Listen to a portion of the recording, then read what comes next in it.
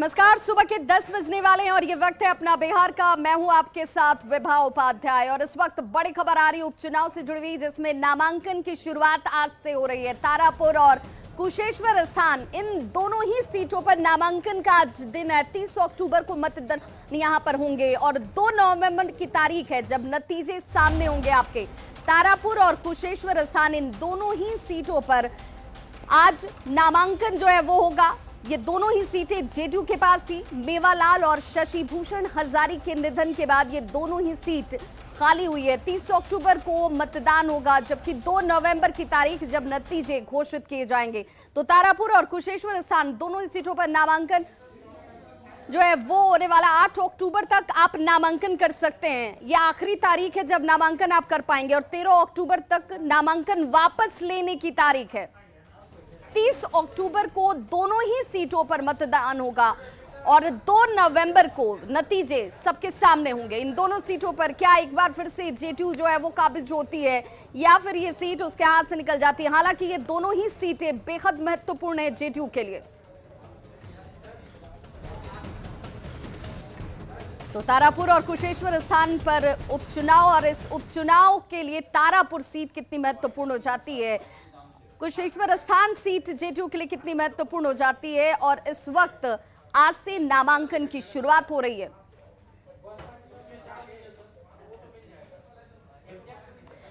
तो जहां जहां उपचुनाव हो रहे हैं वो सीटें इससे पहले किसके पास थी, किसके कब्जे में थी, ये भी देख लेते हैं। और बेहद महत्वपूर्ण ये दोनों ही सीटें हैं। कुशेश्वर स्थान और तारापुर जेडीयू के कब्जे में, ये दोनों सीटें जहां पर इस बार उपचुनाव हो रहे हैं। आज से नामांकन की शुरुआत होने जा रही है। तारापुर और कुशेश्वर स्थान, ये दोनों सीट जेडीयू के कब्जे में। तारापुर से मेवालाल चौधरी जेडीयू के विधायक थे, ये सीट अब खाली हो चुकी है, जिस पर आज नामांकन की शुरुआत हो रही है। 8 अक्टूबर तक इस पर नामांकन हो पाएंगे और नाम वापसी 13 अक्टूबर तक संभव है। कुशेश्वर स्थान की बात करें तो शशि भूषण हजारी जेडीयू के विधायक थे इस सीट से, और ये दोनों ही सीटें जेडीयू के लिहाज से बेहद महत्वपूर्ण और खास हो जाती। इसी साल दोनों विधायकों का निधन हो गया, जिसके बाद ये दोनों सीट खाली हो चुकी है और ऐसे में आज से नामांकन की शुरुआत हो रही है। इस साल इन दोनों विधायकों का निधन होता है और विधायकों के निधन के बाद ये सीट खाली हो चुकी है और ऐसे में ये सीट बेहद महत्वपूर्ण है जेडीयू के लिहाज से देखी जाए तो। 2020 के विधानसभा चुनाव में साथ-साथ चुनावी मैदान में उतरने वाली गठबंधन की 2 पार्टियां, जिनमें आरजेडी और कांग्रेस है, कुशेश्वर स्थान सीट पर होने वाले उपचुनावी जंग में एक दूसरे के आमने सामने हैं।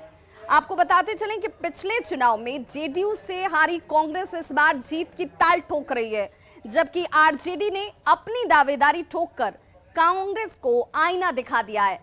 लेकिन 1 महीने पहले नीतीश कुमार ने कुशेश्वर स्थान जाकर ये संदेश दे दिया कि जमीन पर उनकी ही पकड़ इस वक्त सबसे मजबूत है।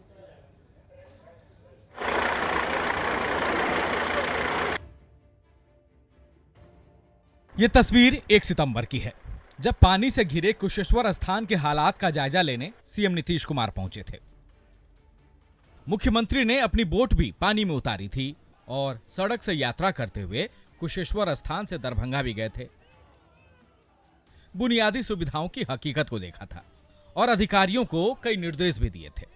सीएम ने कुशेश्वर स्थान में पर्यटन को बढ़ावा देने की बात भी कही थी। मतलब कुशेश्वर स्थान को लेकर सरकार कितनी गंभीर है, ये संदेश सीएम ने पहले ही दे दिया है।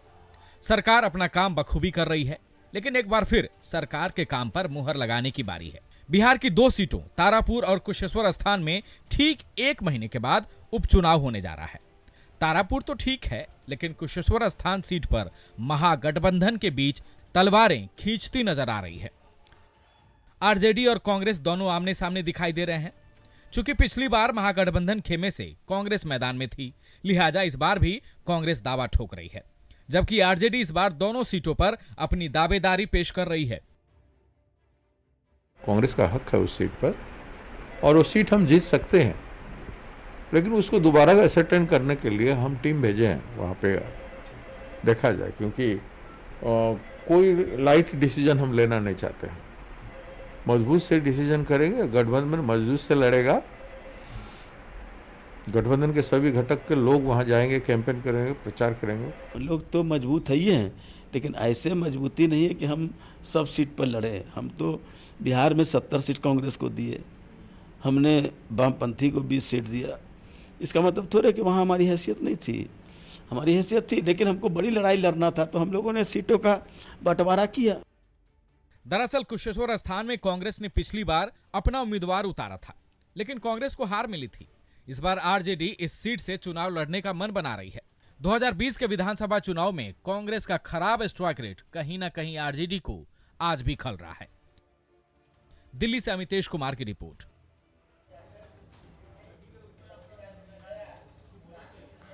तो देखिए, पंचायत चुनाव में दूसरे चरण के लिए मतगणना जो है वो आज होने वाली है। 34 जिलों के 48 प्रखंडों में मतगणना इस वक्त शुरू हो चुकी है। सुबह बजे से मतगणना की प्रक्रिया शुरू है। 76,289 उम्मीदवारों की किस्मत का फैसला होना है। ईवीएम के जरिए हुए मतदान की गिनती जल्द खत्म होगी। सरपंच और पंच पद जो है रात तक परिणाम आने की उम्मीद जाहिर की जा रही है। 76,289 उम्मीदवारों की किस्मत का फैसला इस मतगणना के साथ सामने होगा और ईवीएम के जरिए चूंकि मतदान इस बार हुए हैं, इसलिए मतगणना जल्द खत्म होने की उम्मीद जाहिर की जा रही है। सरपंच और पंच पद, इन दोनों को लेकर क्या स्थिति रहती है, किसे जीत हासिल होती है, किसे जनता अपना प्रतिनिधि के तौर पर चुनती है, ये तमाम तस्वीरें बहुत जल्द सबके सामने होंगी।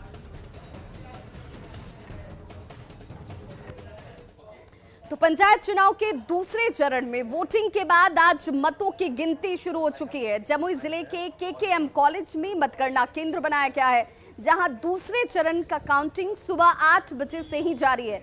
काउंटिंग के दौरान सुरक्षा व्यवस्था के खास इंतजाम है। तस्वीरें आपके सामने और इसके अलावा शहर के सभी चौक चौराहों पर पर्याप्त संख्या में पुलिस बल की तैनाती की गई है। जमुई के मतगणना केंद्र का जायजा लिया सहयोगी केसी कुंदन ने। पंचायत चुनाव के दूसरे चरण के मतदान के बाद मतगणना का काम शुरू हो गया है।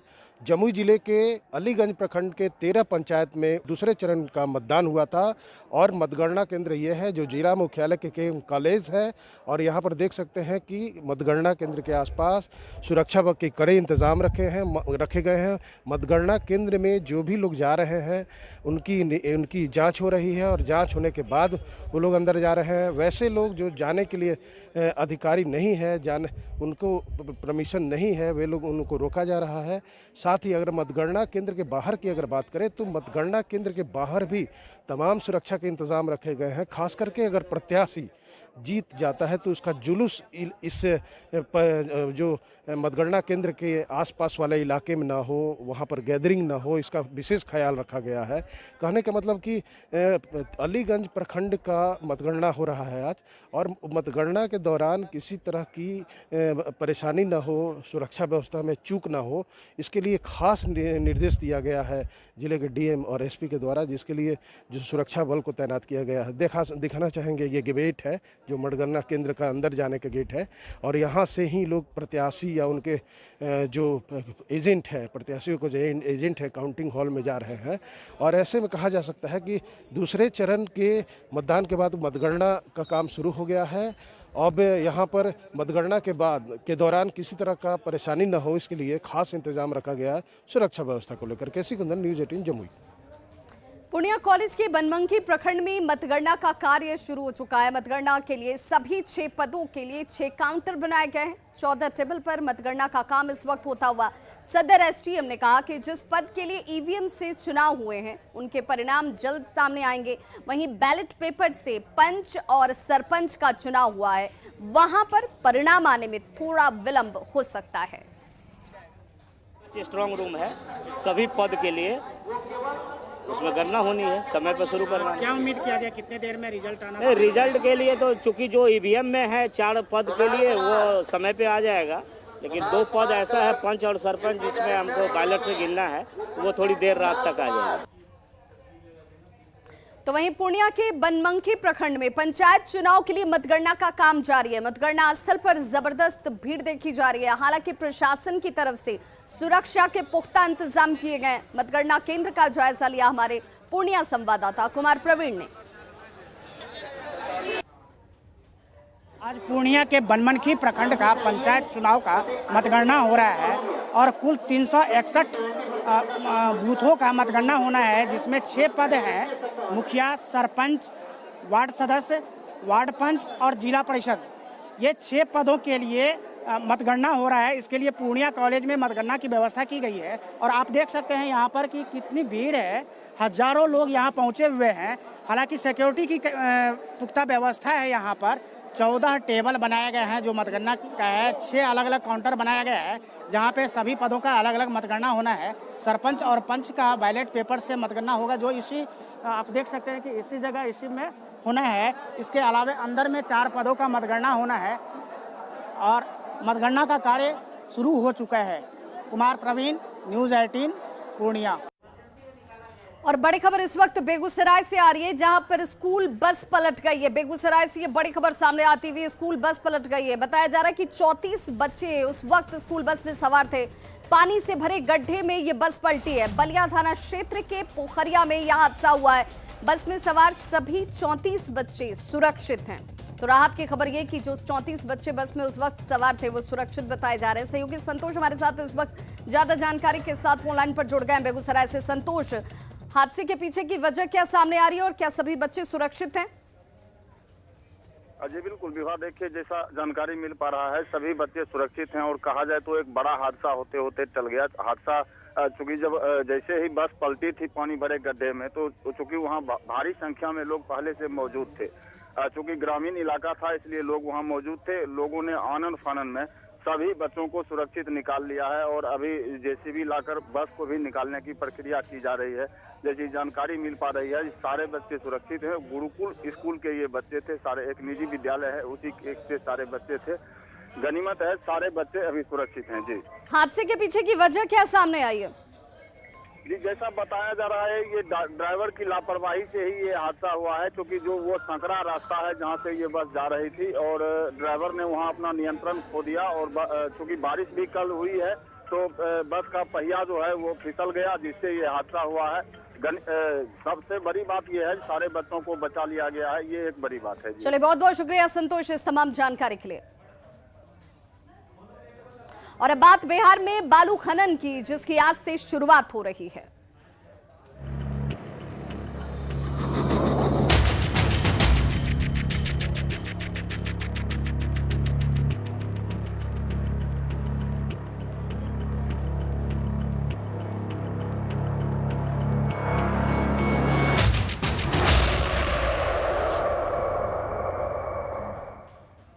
तो बिहार में आज से बालू खनन की शुरुआत हो रही है। एनजीटी की रोक खत्म होते ही बालू खनन आज से शुरू हो चुका है। अभी 8 जिलों में ही इस कार्य को किया जा सकेगा, यानी खनन को लेकर के जो शुरुआत हो रही है वो 8 जिलों में ही होंगे। पुराने बंदोबस्त धारियों की लीज अवधि 3 महीने के लिए इस वक्त बढ़ा दी गई है, जो बड़ी जानकारी सामने आ रही है। तो बिहार में आज से बालू खनन की शुरुआत हो जाएगी। लोगों को बालू की बढ़ी कीमत से एक बड़ी राहत जो है वो इस शुरुआत के साथ मिलने जा रही है। तो आज से बालू खनन की शुरुआत, एनजीटी की रोक खत्म होते ही बालू खनन शुरू हो चुका है। 1 मई से खनन पर रोक लगी हुई थी। आपको बताते चलें कि बिहार में 1 मई से रोक थी। संबंधित कंपनी ने खनन करने से इनकार किया हुआ था, जिसके बाबत ये रोक लगी हुई थी। लेकिन आज से एक बार फिर से इसकी शुरुआत हो रही है और आम लोगों के हित में यह फैसला। अब घर बनाना आसान होगा, आपको ज्यादा कीमत नहीं देनी होगी बालू के लिए, और एक बड़ी राहत के तौर पर यह खबर। तो बिहार में सिर्फ 8 जिलों में खनन की शुरुआत हुई है। वो जिले कौन कौन से हैं वो हम आपको ग्राफिक्स के जरिए इस वक्त वॉल पे दिखा रहे हैं। देखिए, बिहार में 8 जिलों में आज से खनन की शुरुआत हो रही है। एक बड़ी राहत बिहार के लोगों को आज से मिलने जा रही है। नवादा, किशनगंज, वैशाली ये वो जगह है जहां पर खनन आज से शुरू हो जाएगा। बांका, मधेपुरा, बेतिया में भी खनन की शुरुआत हो रही है। साथ ही साथ बक्सर और अरवल, ये 8 वो जिले हैं जहां पर आज से खनन की शुरुआत होगी। बालू का खनन किया जा सकेगा। अब लोगों को बालू को लेकर अब तक जो ज्यादा कीमत देनी पड़ रही थी, परेशानियों का सामना करना पड़ रहा था, वो परेशानी आज से उनकी कम होती हुई, खत्म होती हुई नजर आएगी। और देखिए, एक और ग्राफिक्स आपकी टीवी स्क्रीन पर इस वक्त, जिसमें हम आपको बताते चलें कि 6 जिलों में अभी खनन नहीं हो रहा है। पटना, भोजपुर, सारण, यहाँ पर इसकी शुरुआत नहीं हुई है। ये वो जगह है जहां पर अभी खनन की शुरुआत की परमिशंस नहीं दी गई है। आज से ये शुरू नहीं हो रहे हैं। औरंगाबाद, रोहतास और गया में भी आज से खनन का काम शुरू नहीं हुआ है। 6 जिले हैं जिन पर खनन के लेकर जो आदेश हैं वो लागू नहीं होंगे। आज से शुरुआत उसकी नहीं होगी। रुक करेंगे दूसरी खबर का। तो बिहार में नवादा समेत कुल 8 जिलों को आज से नदियों से बालू उठाव की अनुमति प्राप्त हो चुकी है। हालांकि नवादा के जिलाधिकारी यशपाल मीणा ने कहा कि विभाग की तरफ से उन्हें कोई लिखित आदेश अब तक नहीं मिला है, इसलिए फिलहाल बालू उठाव का कार्य जिले के किसी भी घाट से नहीं हो पाएगा। गोसाई बीघा स्थित बालू घाट का जायजा लिया न्यूज़ 18 संवाददाता अनिल विशाल ने। 1 जुलाई से 30 सितंबर तक नदी से बालू उठाने की अवधि कल समाप्त हो गई है और एनजीटी के द्वारा 1 अक्टूबर से बिहार के कुल 8 जिलों को बालू उठाने का आदेश प्राप्त हो चुका है, जिसमें नवादा भी शामिल है। हालांकि जिलाधिकारी ने इस बात की पुष्टि की है कि उन्हें लिखित तौर पर कोई आदेश नहीं आया है, जिसके कारण जिले के सभी बालू घाटों पर बालू का उठाव अभी बाधित रहेगा। इस वक्त हम आपको तस्वीर नवादा के गोसाई बीघा बालू घाट का दिखा रहे हैं, जहाँ के आप देख सकते हैं कि यहाँ पे एक भी ट्रैक्टर, ट्रक या जेसीबी नहीं है, जिससे स्पष्ट होता है कि बालू उठाव का काम जो है अभी फ़िलहाल यहाँ पे शुरू नहीं हुआ है। हालांकि इस काम में अभी फ़िलहाल देर ज़रूर हो सकता है, क्योंकि आप देख सकते हैं कि नदियों में पानी उफान पर है और नदी में बाढ़ जैसे हालात हैं, जिसके कारण फ़िलहाल नदी के बीचों बीच से बालू उत्खनन संभव नहीं है। तो लोगों को अभी फ़िलहाल नवादा ज़िले में राहत मिलती नहीं दिख रही है, क्योंकि अगर आदेश प्राप्त हो भी जाता है, लिखित आदेश आ भी जाता है, तो यहाँ पे बालू उठाव अभी फ़िलहाल संभव होता नहीं दिख रहा है। अनिल विशाल, न्यूज़ 18 नवादा। तो देखिए, 3 महीने के बाद बालू का खनन जो है वो शुरू होने से लोगों को राहत की उम्मीद बढ़ गई है। 1 मई से ये खनन पर रोक थी और 3 महीने के बाद इसकी शुरुआत लोगों के लिए एक बड़ी राहत जरूर है और लोग ये उम्मीद भी रख रहे हैं। नदियों से बालू का उठाव न होने से लोगों को महंगी कीमत पर ज्यादा कीमत चुकाकर बालू की खरीद करनी पड़ रही थी, लेकिन आज से इसकी शुरुआत हो चुकी है। खनन के बाद अब बालू की कीमतों में गिरावट दर्ज की जाएगी, जिससे लोगों में खुशी है। एनजीटी के द्वारा पूरे सूबे में 3 महीने तक बालू खनन रोक होने के बाद से काफ़ी बालू महंगा मिल रहा था, लेकिन 1 अक्टूबर से एनजीटी के द्वारा बालू खनन पर रोक हटा दिया गया है और अब बालू का खनन डायरेक्ट नदी से होगा। ऐसे में अगर देखा जाए तो पिछले 3 महीने के अंदर में जो निर्माण कार्य था, लोग जो बालू खरीद रहे थे काफ़ी ऊँची दर पर खरीद रहे थे, लेकिन बालू अब जो नदी से खनन होगा शायद अब लोगों को राहत मिलेगी। हालांकि बांका ज़िला में जो पिछले 3 दिनों से लगातार बारिश हो रही थी, नदी में पानी भरा हुआ है, ऐसे में फ़िलहाल खनन होना मुश्किल है। फिर भी हम जानना चाहते हैं कि डायरेक्ट जब खनन होगा, नदी से बालू निकलेगा, तो लोगों को क्या राहत मिलेगी, क्या कहना चाहेंगे? तो वही तो महंगा ही बालू मिलेंगे और ऐसे में यहाँ से पब्लिक को, लोकल पब्लिक को सस्ता मिलेंगे, इसे हो जाएंगे। तो मैंने जब से बालू खनन बंद था, बालू का रेट क्या था, कितना महंगा था और अब क्या राहत मिलेगी? अभी तो 3000 टेलर बोल रहे हैं कि लोग सब की गिरा रहे थे, 3000 टेलर 3 महीना के अंदर बंद थे। डायरेक्ट बालू निकलेगा नदी से तो क्या कुछ सस्ता मिलेंगे बाका लोकल आदमी को? सस्ता मिलना चाहिए। कम 1000-1200 के अंदर में ऐसे में 3000 टका महीना, 3000 टका टेलर ले रहा है। अच्छा, तो डायरेक्ट नदी से उठ के जाएगा, डंप होगा, लोकल शहरवासी को मिलेगा तो 1200-1500 के अंदर ही रहेगा। अब सस्ता मिलने की कोशिश है। हाँ जी जी। तो 8 जिलों में लोगों को तो राहत हो सकती है। इसके बाद तमाम दूसरे जगह पे जहां पर रोक लगी हुई है, उन जगहों के बारे में जानकारी आप तक पहुंचा दें। जहां पर पटना और सारण सहित 6 जिले हैं, बालू खनन की अनुमति इन्हें नहीं मिली है। हालांकि फिर भी इन जगहों पर खनन की कोशिश की जा रही है, क्योंकि पटना के गंगा नदी में कई नावें ऐसी दिखी जिन पर बालू लोड थे या वो बालू खनन के लिए आगे बढ़ रहे थे। कुछ महीनों से ऐसी तस्वीर, अब आप देखिए, जो तस्वीर आपको गंगा में अब तक नजर नहीं आ रही थी, वो अब देखने को मिल रही है। संवाददाता शैलेंद्र कुमार ने ग्राउंड रिपोर्टिंग की है, क्या तस्वीर है देखिए। बिहार में बालू खनन पर से एनजीटी ने रोक हटा दी है और आज से बिहार के कई जिलों में बालू खनन शुरू हो चुका है। पटना के गंगा नदी की हम तस्वीर दिखा रहे हैं, जहाँ जिस तरीके से आपको नदी में इस वक्त नाव दिख रहे हैं, ऐसा प्रतीत हो रहा है जैसे कि कोई नावों का यहाँ पर रेस किया जा रहा हो, लेकिन यह नावों का रेस नहीं है, बल्कि यहाँ पर जितने भी नाव दिखाई पड़ रहे हैं वो बालू निकासी के लिए जा रहे हैं और ख़ास तौर पर छपरा से पटना की ओर ये लोग बालू लेकर के आते हैं। छपरा ज़िले से पटना के गांधी सेतु के नीचे बड़े पैमाने पर बालू की निकासी की जाती है और ख़ास तौर पर ये सभी नाव उसी में लगे हैं और एक साथ गंगा नदी में देखिए सैकड़ों की तादाद पर दूर तक जहाँ तक आपकी निगाहें जाएंगी वहाँ तक सिर्फ आपको बालू निकालने वाले नाव ही नज़र आएंगे। हालांकि रोक के पहले भी ये नाव चल रहे थे, बालू निकासी जारी था अवैध रूप से और कई बार न्यूज़ 18 पर इस खबर को काफ़ी प्रमुखता से दिखाई भी गई थी कि किस तरीके से रोक के बावजूद पूरे बिहार भर में अवैध बालू निकासी की जा रही है और इसी तरीके से छुप छुपा कर जितने भी नाव वाले हैं वो बालू निकासी कर रहे थे। लेकिन आज जब इसकी छूट मिल गई है, आज से जब बालू निकासी के लिए एनजीटी ने आदेश दे दिया है और सरकार ने इसकी तैयारी कर ली है, तो एक बार फिर से इस तरीके से एक साथ सैकड़ों नाव आपको गंगा नदी में दिखाई पड़ने शुरू हो चुके हैं और ख़ास तौर पर बालू निकासी के लिए सरकार नए नियम भी बनाने जा रही है। कैमरा पर्सन मनीष जुनेजा के साथ शैलेन, न्यूज़ 18 पटना। खबर दानापुर से, जहां मनेर और बेहटा थाना क्षेत्र में खनन विभाग ने बालू लदे करीब 1 दर्जन ट्रैक्टर को पकड़ा है। इन ट्रैक्टर्स पर बिना चालान अवैध तरीके से बालू की ढुलाई की जा रही थी। जिलाधिकारी के निर्देश पर इन ट्रैक्टर्स को जब्त किया गया है। तस्वीरें आपके सामने। जिलाधिकारी के निर्देश के बाद यह कार्रवाई हुई है जिसमें इन सब की जब्ती इस वक्त सामने। बालू लदे 1 दर्जन ट्रैक्टर जो है वो बताए जा रहे हैं। लगातार हम लोग कार्रवाई कर रहे हैं, चाहे ट्रैक्टर हो, चाहे नाव हो, चाहे मशीनें हो। विशेष जानकारी जो है आपको हम दे पाएंगे, अभी हमारे पास डाटा है नहीं, फील्ड में हम लोग निकले हुए थे, तो लेकिन लगातार कार्रवाई हर व्हीकल पे हो रही है। ट्रैक्टर भी पकड़ी जा रही है? जी, ट्रैक्टर भी पकड़ी जा रही है। तो खबरों का सिलसिला लगातार जारी है। आप देखते रहिए न्यूज़ 18 बिहार झारखंड।